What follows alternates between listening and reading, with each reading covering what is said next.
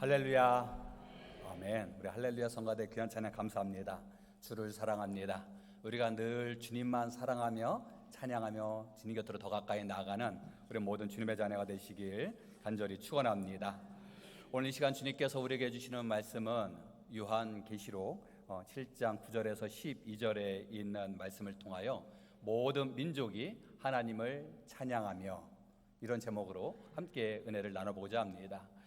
오늘은 성령 강림 후 셋째 주일, 총회에서 지정된 선교 주일로 지키고 있습니다. 성령 강림함이 우리 안에 있을 때 우리가 변화받아 우리의 가정이 변화되고 이 나라와 이 민족이 변화되며 또한 세계 복음화에 우리를 귀하게 사용하여 주셔서 마지막 그날까지 주님 앞에 쓰임받는 우리 모든 주님의 자녀가 되실 줄 믿습니다. 특별히 선교 주일을 맞이하면서 우리 교회를 되돌아봅니다. 우리 교회가 아시아 권역인 인도, 필리핀, 태국, 몽골에 이어 또 유럽권에 있는 우크라이나에, 또 아프리카에 있는 탄자니아에 선교사님을 위하여 선교 후원과 더불어 우리가 함께 기도로 동참하고 있지요.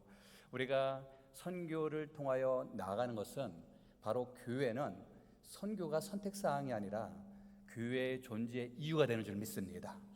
오늘 이 시간 함께 말씀을 통하여 함께 우리가 어떻게 하나님께 영광 돌리고 우리가 또 어떻게 선교에 함께 은혜를 나눠야 될지, 또 우리가 어떤 마음의 자세로 예배를 드려야 될지 함께 오늘 요한계시록 말씀을 통하여 은혜를 나눠보고자 합니다. 사실 말씀 본문을 택하는 요한계시록 말씀은 잘 택하지 않는 본문입니다. 그러나 너무 귀한 말씀이지만 워낙 이단들이 많이 이용하는 말씀이 또 묵시문학 아니겠습니까? 이 묵시문학 중 하나가 바로 요한계시록. 구약에는 다니엘 말씀과 에스겔 말씀을 우리는 묵시문학이라고 이야기하고요. 그리고 신약에 있는 요한계시록을 우리는 묵시문학이라고 이야기합니다. 이 묵시문학은 정말 희망과 소망이 없는 그들에게, 참된 그들에게 하나님이 주시는 소망을 바라보며, 또한 당시의 환경 속에 도저히 너무너무 힘든 삶 속에 그들에게 하나님께서 그들에게 새 소망의 말씀이 녹아져 있는 것을 보게 돼요. 오늘 말씀이 기록됐던 당시에 또한 초대교회의 극심한 박해와 고난, 가장 큰 어려움 속에서 하나님이 주시는 새 희망의 말씀이 바로 오늘에 있는 말씀임을 보게 됩니다. 오늘은 사도 요한이 저 반모섬으로 끌려가서 그곳에 하나님께서 그에게 희망의 환상을 보여주시는 말씀이 오늘에 있는 말씀인데요. 이 반모섬은 그리스와 그리고 튀르키예 사이에 있는 섬입니다. 이 반모섬 하면 당시의 사상범, 정치범을 보냈던 유배지였습니다. 바로 이 반모섬에 머물러 있었던 이 사도 요한, 그는 그곳에서 심한 노역을 감당하면서 정말 희망도 없고 절망 속에 살아가는 그에게 하나님께서 큰 위로와 소망을 환상을 통해서 보여주신 말씀이 바로 오늘 말씀의 본문입니다. 근데 오늘 말씀 요한계시록 7장 9절부터 말씀을 보았는데, 앞선 5절에서 8절 말씀을 보면 유다 지파 중에 인침받은 자가 1만 2천이요, 그리고 루벤 지파가 1만 2천이요, 갓 지파가 1만 2천이요. 즉 12지파를 소개를 하면서 인침을 받은 자, 이 인침받았다라고 하는 이 표현은 우리가 마지막 계약서에 마지막 최종 찍는 것이 있지요. 그것은 바로 도장을 찍는 것 아니겠습니까? 그래서 우리에게 아주 중요한 도장 중에 하나가 인감도장이잖아요. 그 마지막 도장 찍지 않으면 그 서류는 진정성이 없다라고 이야기하지 않겠습니까? 바로 도장을 찍다라고 하는 의미의 인침받은 자, 마지막에 하나님의 나라에 거하는 자라고 하는 이런 의미를 가지고 있습니다. 그래서 인침받은 자가 각 지파별로 1만 2천이요 1만 2천이요. 그래서 1만 2천 곱하기 12지파면 14만 4천 명. 14만 4천 어디서 많이 들어보셨죠? 그래요? 지금 먼저 웃으신 분은 좀 의심이 가는 분입니다. 물론 이제 14만 4천 명이라고 하는 부분들은 이단들이 많이 이것을 인용을 하는 부분들이죠. 그러나 말씀에서 14만 4천이라는 것은 상징적인 수예요. 구약 말씀에서는 12지파의 의미가 있고요. 그리고 신약에서는 예수님의 12제자, 그래서 12 곱하기 12는 144. 그리고 1000은 당시에 이 1000명은 하나님께 속한 무한 숫자에 대한 상징적인 것을 의미하게 돼요. 12 곱하기 12 곱하기 1000, 14만 4천 명은 바로 어떤 정확한 수에 대한 의미가 아니라 하나님 앞에 인침받아 그 나라에 임하는 자에 대한 상징적인 의미가 있습니다. 이들이 함께 모여서 하나님 앞에 나아가는데, 그런데 오늘 말씀이에요. 9절 말씀을 보니 각 나라와 족속과 백성과 방언에서 아무도 능히 셀 수 없는 큰 무리가, 즉 족속도 백성도 방언, 언어가 다르고 피부가 다르고 그리고 문화가 다르다라는 것입니다. 민족도 다르다라는 것입니다. 그래서 그들이 함께 무엇을 했는지 환상을 통해서 보여주신 말씀이 오늘 말씀인데요. 하나님께서 모든 민족을 향하여 나가는 것은 하나님의 뜻이 담겨져 있어요. 창세기 12장 3절 말씀을 함께 읽어보시겠습니다. 땅의 모든 족속이 너로 말미암아 복을 얻을 것이라. 아멘. 하나님께서 아브라함에게 해주신 말씀이에요. 하나님께서 아브라함에게 땅의 모든 족속이, 모든 민족이 바로 너로 말미암아 복을 얻을 것이다 라고 말씀해 주셨어요. 이 말씀에서 이 모든 민족은 특별한 너의 집안, 너의 민족뿐만 아니라 모든 세계 열방을 품는 하나님의 뜻이 담겨져 있는 줄 믿습니다. 그래서 하나님의 계획은 처음부터 열방 구원의 마음이 있었다라는 것입니다. 뿐만 아니라 예수님께서도 말씀하셨죠. 요한복음 3장 16절 말씀입니다. 하나님이 세상을 이처럼 사랑하사 독생자를 주셨으니, 하나님이 세상을 너무너무 사랑해 주셔서 바로 그의 아들 예수님을 이 땅에 보내주셨다라고 하시는 말씀이에요. 이 말씀에 하나님이 세상을 이처럼, 이 세상에서 말하는 것은 특정한 국가, 특정한 민족을 이야기하는 것이 아니라 온 인류를 말씀해 주고 계십니다. 온 인류를 상징하는 것은 피부, 민족, 언어, 문화 모든 것이 다르다 한다 할지라도 하나님께서는 그들을 통하여 영광 받기를 원하시고 그들이 하나님의 나라에 임하기를 원하시는 줄 믿습니다. 그래서 우리는 다 다른다 할지라도 우리에게 공통된 마음을 나눌 수 있는 것은 하나님 앞에 온전히 나갈 때 우리의 모든 것을 받아주시는 줄 믿습니다. 여기 지금 우간다에서 온 학생들이 있어요. 물론 제가 우간다 학생이라고 얘기했더니 탄자니아에서 또 콩고에서 오신 학생도 있는데, 저는 탄자니아에서 콩고 이렇게 얘기를 하시는데, 바로 이곳에 있는 학생들이 언어가 다른다 할지라도 그 마음은 하나가 되어 있는 줄 믿습니다. 그래서 우리의 세계 공통어가 있잖아요. 언어가 다르다 할지라도 할렐루야 아멘 하면 다 우리의 마음이 통하지 않지 않겠습니까? 우리가 하나가 되는 것은 바로 하나님의 말씀, 복음으로 우리가 하나가 되는 줄 고백합니다. 예수님께서 십자가를 통해서 우리가 하나가 되도록 허락해 주셨는데, 에베소서 2장 14절 말씀이에요. 함께 읽어보시겠습니다. 그는 우리의 화평이신지라 둘로 하나를 만드사 원수된 것 곧 중간에 막힌 담을 자기 육체로 허시고. 아멘. 그는, 예수님은 우리의 화평이 되어주신다는 것입니다. 그래서 둘로 멈추는 것이 아니라 하나로 만들어주신다는 것입니다. 그러니까 둘이 하나가 된다라고 하시는 예수님, 이 예수님이 살아생전에 행하셨던 것, 예수님 십자가에 못 박혀 돌아가셨을 때 하늘이 어두워지고 그리고 천둥이 치고 땅이 갈라지고 성전의 휘장이 갈라졌더라. 이 휘장은 바로 둘이 하나가 되도록 하신 것 아니겠어요? 성전의 이 휘장을 통해서 성소의 지성소, 이 지성소는 구별된 장소입니다. 특별한 장소입니다. 이 지성소는 1년에 단 한 차례 선택된 대제사장이 그곳에 임하여 하나님의 임재하심을 경험하는 곳입니다. 특별한 사람이 특별한 장소에 특별하게 만남을 갖는 그곳을 구별하는 것은 휘장이었는데, 바로 성소와 지성소를 구별하는 이 휘장을 예수님이 십자가에 못 박혀 돌아가심을 통하여 휘장이 갈라졌다라는 것입니다. 이제는 예수님이 십자가에 못 박혀 돌아가심을 통하여 우리는 특별한 사람에게만, 특별한 장소에서, 특별한 사건을 통해서가 아니라 바로 우리에게 우리가 머무는 그곳에 전적으로 하나님을 의지하며 나갈 때 우리에게 놀라운 은혜로 덧입혀 주신 줄 믿습니다. 그래서 예수님은 우리의 막힌 담을 다 헐어주셨다는 것입니다. 우리가 얼마나 이 세상에 살면서 막힌 담이 많이 있고 또 풀 수 없는 문제들이 얼마나 많이 있는지 하나님께서는 우리의 화평자가 되어주시고 우리를 어루만져 주셔서 은혜 자리, 기쁨의 자리로 우리를 이끌어 주신 줄 믿습니다. 그래서 복음을 통해서 우리를 하나로 모아주신다는 것입니다. 세상은 우리를 다 구별하려고 합니다.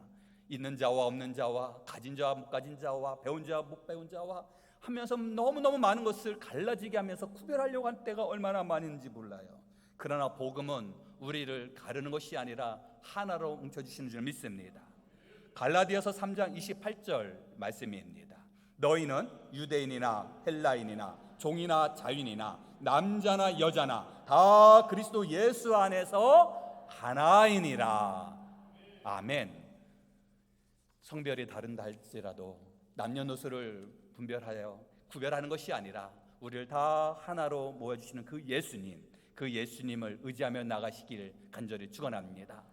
예수님께서 이 땅에 우리에게 주신 마지막 지상 명령, 그것이 바로 마태복음 28장 마지막 절 말씀 아니겠습니까? 그러므로 너희는 가서 모든 민족을 제자로 삼아 아버지와 아들과 성령의 이름으로 세례를 주고 내가 너에게 분부한 모든 것을 가르쳐 지키게 하라. 볼지어다 내가 세상 끝날까지 너희와 항상 함께 있으리라. 아멘. 이것이 바로 우리에게 주신 마지막 지상 명령인데 너희는 가서 모든 민족을 제자로 삼으라 라고 하시는 말씀입니다. 이 말씀에서 이 모든 민족은 바로 우리 민족을 넘어서서 세계 열방에 있는 민족을 품고 그들을 제자로 만들어라라는 것입니다. 바로 그들을 제자화하는 것이 바로 선교 아니겠습니까? 선교는 교회의 선택사항이 아니라 교회의 존재 그 이유가 되는 줄 믿습니다. 사도행전 1장 8절 말씀에서도 말씀하셨죠. 땅끝까지 이르러 내 증인이 되리라. 복음은 머물러 있는 것이 아니라 흐르는 것입니다. 고여있는 물도 썩는 것, 이 복음도 흐르는 것입니다. 예루살렘에 있던 그 하나님의 놀라운 은혜의 역사가 하나님의 뜻 가운데 저 위쪽으로 복음을 지키며 목숨을 지키며 올라갈 수밖에 없지 않았겠습니까? 초대 교회의 역사, 초대 교회의 흐름은 어떻게 되는가요? 머물러 있는 것이 아니라 흐르지 않았겠습니까? 예루살렘에서 저 북쪽으로, 왜냐하면 당시의 억압과 핍박 속에 목숨을 지키고자, 그러면 신앙을 지키고자 저 위쪽 지역으로 향하여 저 안디옥에 거슬러 그곳에 이방인의 최초의 교회를 세우게 되고 더 위로 올라가 소아시아 지역, 지금의 튀르키예 이곳에 7개의 교회를 세우게 되고 곳곳에 믿음의 사람들이 함께 모여 우리가 신앙을 지키자, 예수님 말씀 따라 살자 믿음에 결단하며 모임의 공동체 안에 교회가 세우고 십자가가 세워지지 않았겠습니까? 바로 복음이 흐르는 것, 바로 그 복음이 흘러서 저 유럽을 거쳐서 그리고 아메리카를 거쳐서 바로 이 땅에도 복음의 씨앗에 귀한 열매가 맺힌 줄 믿습니다. 그래서 놀라운 복음의 역사에는 생명이 있지 않겠습니까? 우리가 늘 선교를 이야기를 많이 하는데 이 선교에 대한 사전적인 의미를 보게 된다면 화면을 보시면서 한번 읽어보실까요?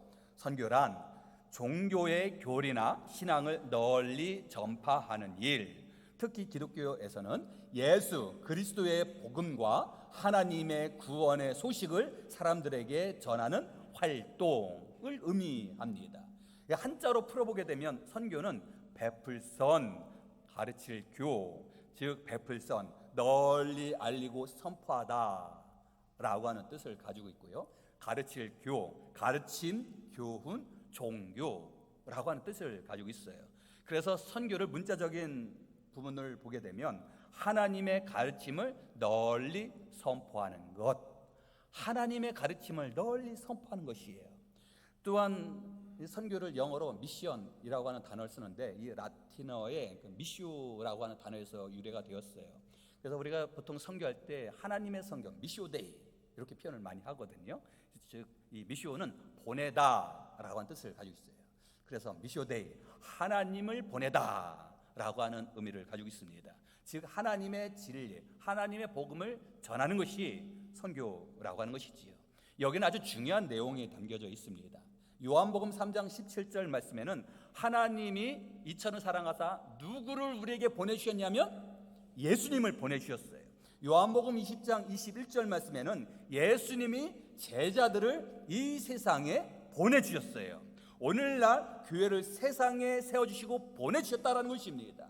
그래서 우리 교회의 참된 본질은 하나님의 말씀을 의지하며 하나님을 알지 못하는 이들에게 복음을 증거하며 나아가는 귀한 사명이 있는 줄 고백합니다. 성경에는 선교라는 단어가 직접적으로 쓰여져 있지 않지만 그러나 선교에 대한 개념이 성경 전체에서 흐르고 있습니다. 예수님께서 제자들에게 말씀하셨잖아요. 그러므로 너희는 가서 모든 민족을 제자로 삼고, 사도행전 1장 말씀에도 오직 성령이 너에게 임하시면 너희가 권능을 받고 예루살렘과 온 유대와 사마리아 땅끝까지 이르러 내 증인이 되리라. 그래서 성령이 내 안에 임하시면 우리는 권능을 받는다는 것입니다. 신앙생활하면 낙담하며 좌절하는 분들이 계세요. 보통 통계적으로 보게 되면 너무너무 수고로움이 많아서, 그래서 메마른 심정 때문에. 그런데요, 봉사의 가장 중요한 부분은 은혜가 넘쳐야 된다는 것입니다. 기쁨이 넘쳐야 된다는 것입니다. 하나님의 귀한 일을 감당하면서 너무너무 행복하고 즐거워야 된다는 것입니다. 그러기 위해서 우리에게 필요한 것은 성령님이여 내 안에 임하여 주시옵소서. 성령님이 내 안에 임하시면 우리가 무엇을 받고 권능을 받는다는 것입니다. 이 권능은 세상에서 주는 권세가 아닙니다. 하나님의 놀라운 권능을 우리가 누리며 나가는 주님의 자녀가 되는 줄 믿습니다. 성령님이 내 안에 임하시면 내가 권능을 받아서 세상 끝까지 증인의 삶을 살으라라는 것입니다. 세상에서는 도움의 손길을 필요로 하고 또 도움을 많이 하게 됩니다. 그래서 이런 이들을 우리는 선한 사람, 착한 사람이라고 얘기를 하죠. 이 기부에 대한 부분들은 내가 가지고 있는 것을 일부를 드린다라고 하는 의미도 있지 않겠습니까? 근데 세상에서도 참 내가 내 것을 내려놓고 도와주고 기부하면 이상하게 또 채워주는 또 세상의 진리도 있어요. 그런데 하나님께서 말씀하시는 이 선교에 우리가 드림은, 흘러보내는 것은, 그것은 하나님께서 내게 주신 것의 일부를 드리는 것이 아니라 하나님께서 내게 주신 것을 흘러보냄을 통해서 더 큰 풍성함을 허락해 주신 줄 믿습니다. 그래서 나의 일부를 드리는 것이 아니라 나의 중심을 드릴 때 하나님께서는 더 큰 일을 감당할 수 있도록 우리에게 부족함을 채워주신 줄 믿습니다. 우리가 하나님 앞에 드림과 또한 우리가 선교의 사명 감당하며 내어놓는다라고 하는 것은 물질뿐만 아니라 나의 시간과 나의 헌신 뿐만 아니라 나의 기도의 시간을 할애하여 주님 앞에 내려놓으면 하나님은 더 큰 하나님의 일을 감당하기 위하여 우리를 사용하여 우리를 높이 세워주시고 우리에게 부족함이 없도록 채워주시는 줄 믿습니다. 그래서 기독교에서 말하는 선교는 단순히 종교를 전파하는 것을 넘어서서 하나님의 일꾼, 하나님의 백성들을 세워주시는 것인데요, 우리 화면을 보시면서 하나님께서 세상을 사랑하여 보내신 예수 그리스도의 복음을 모든 민족에게 전하고 그들을 하나님의 백성으로 세워가는 것. 저는 사실 말씀을 준비하고 우리 우간다에서 온 음악대학 학생들을 바라보니까 이 말씀과 너무너무 일치가 돼요. 예수 그리스도의 복음을 다른 민족에게 전하고, 그리고 이 학생들이 하나님의 백성으로 세워지는 과정이에요. 지금 우리 함께 또 우리가 봉헌송 때 특송할 텐데, 우리가 청주시와 결혼해서 발표할 때는 아프리카 음악을 소개를 하지만 이 학생들은 다 하나님의 일꾼으로 세워졌다는 것입니다. 그래서 주일날 예배를 드려야 되는데 그 예배 장소를 사모하는 마음, 하나님은 그 중심을 받아주신 줄 믿습니다. 예수 그리스도의 복음을 전하고 그리고 모든 민족에게 전하여 그리고 그들이 하나님의 백성으로 올바로 세워질 때 하나님은 더 놀라운 일을 행하시게 되는 줄 믿습니다. 우리 교회, 아니 우리나라에 앞선 선지자 그리고 앞선 선교사님들이 자신의 모든 것을 내려놓고 이곳에 말씀의 씨앗을 뿌리지 않았겠습니까? 이름도 없이 빚도 없이 이 세상에서 정말 사라진 많은 선교사님이 계시지만, 특별히 우리가 잘 알고 있는 언더우드 선교사님, 연세대학교의 전신인 연희 전문 학교를 세우고, 그리고 함께 하나님의 말씀 성경 번역, 특별히 신약 성경을 번역을 하셨던 것을 보게 됩니다. 펜젤러 선교사님, 배지학당을 세우고 한글 성경 보급과 교육에 열심히 사역을 감당해 주셨지요. 그리고 스크랜턴 선교사님, 의사인 그분은 2호 학당을 세우고 의료 선교의 사명을 감당했습니다. 여성 의사였던 로제타 홀 선교사님, 평양 중심으로 여성 병원을 세우고 여성 장애인과 소외 계층을 위하여 의료 선교 사역을 감당해 주셨어요. 우리나라에서 정말 모든 것을 내려놓고 오신 분들이 배움의 자리를 만들고 치료의 자리를 만들어서 그곳에서 하나님의 복음의 씨앗을 뿌려서 하나님의 일꾼으로 세워주신 놀라운 은혜를 보게 됩니다. 우리 땅에 온 해외에서 오신 선교사님뿐만 아니라 또한 문준경 선교사님, 수많은 우리 전도사님, 선교사님들이 많이 계시지 않겠습니까? 바로 문준경 전도사님, 저 전남 신안군의 여러 섬에 복음의 씨앗을 뿌렸는데요. 전남 신안에 가면은 무슨 섬이라고 이야기하냐면 섬이 좀 많았대요. 섬이요, 천사. 그래서 신안군 하면 천사섬이라고 이야기하는데, 실질적인 1995년도에 조사에 의하면 섬이 1028개의 섬이라고 합니다. 그런데 사람이 사는 섬은 70에서 80개의 섬이고, 사람이 살지 않는 무인도는 약 950개 정도가 된다는 것이에요. 여하튼 천사개의 섬을 이야기하면서 천사섬이라고 이야기하는데, 그곳에서 한 전도사님이 복음의 씨앗을 뿌리게 됩니다. 그러다 1950년도에 북한군에 의하여 순교를 당하시까지 그저 복음, 하나님 자랑, 예수님만 자랑했던 그분. 그런데 놀라운 것은 그 신안에 그 복음화율이 몇 프로냐면 80에서 90%입니다. 10명 중에 9명은 믿는 사람이라는 것입니다. 감사합니다, 장로님. 그러나 이 정도에도 뭐 놀라지 않으시죠? 앞으로 우리 지역도 그렇게 될 줄 믿습니다. 그렇게 될 줄 믿습니다. 근데 8, 90%는 정말로 큰 범위 아니겠습니까? 그런데 더 중요한 사실은 그 섬에 꿈도 없고 비전도 없고 앞날도 내다볼 수 없는 그 섬에 있는 어린 아이들에게 복음의 씨앗을 뿌리면서 그들의 인생이 바뀌게 됩니다. 한국대학교 선교회 설립을 했던 김중곤 목사님이, CCC를 창설했던 그 김중곤 목사님이 그 김준경 전도사님의 기도를 받으면서 성장했다라는 것입니다. 성결교회 어르신 이만신 목사님 또한도 그 목사님, 그 여자 전도사님의 그 간절한 기도를 통하여 성장했다는 것입니다. 우리 교단의 치유목회 대가이신 정태기 목사님도 그 전도사님의 기도를 받고 성장했다는 것입니다. 그 섬에 수많은 목사님과 수많은 선교사님과 수많은 믿음의 사람들이 귀한 일을 감당했다라는 것입니다. 우리가 하나님 앞에 붙들림 받으면 하나님께서 우리를 높이 세워주시고 우리에게 놀라운 일을 감당할 수 있도록 우리를 들어 사용해 주신 줄 믿습니다. 그러하기에 우리 또한 선교의 열매 아니겠습니까? 누군가가 나를 위하여 기도하였기에 우리가 이 자리에 서 있고, 누군가 나를 위하여 눈물로 헌신하였기에 우리 교회가 우뚝 세워지신 줄 믿습니다.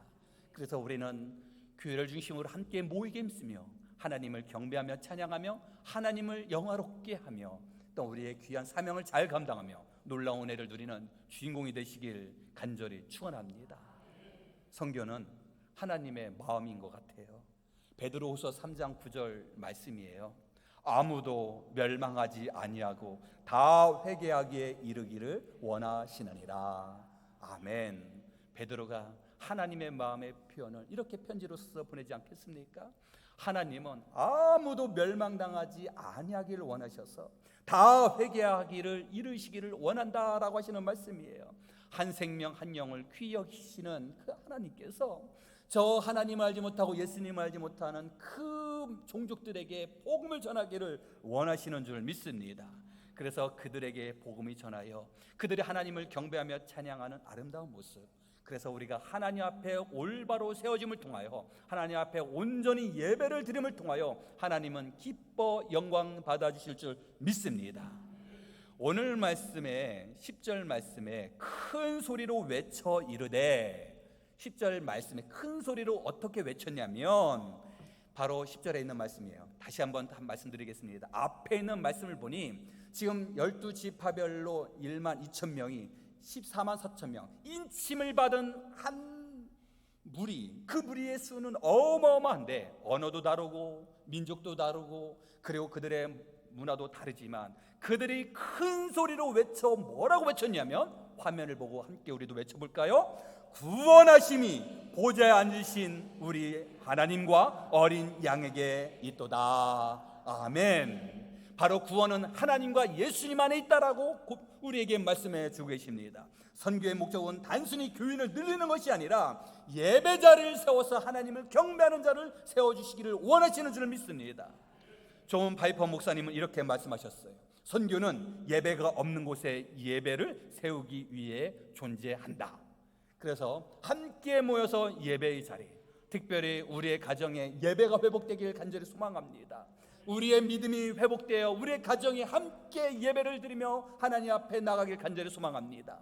이 예배 안에는 하나님의 말씀이 녹아져 있고 예배 안에 기도가 녹아져 있고 이 예배 안에 찬양이 녹아져 있지 않겠습니까?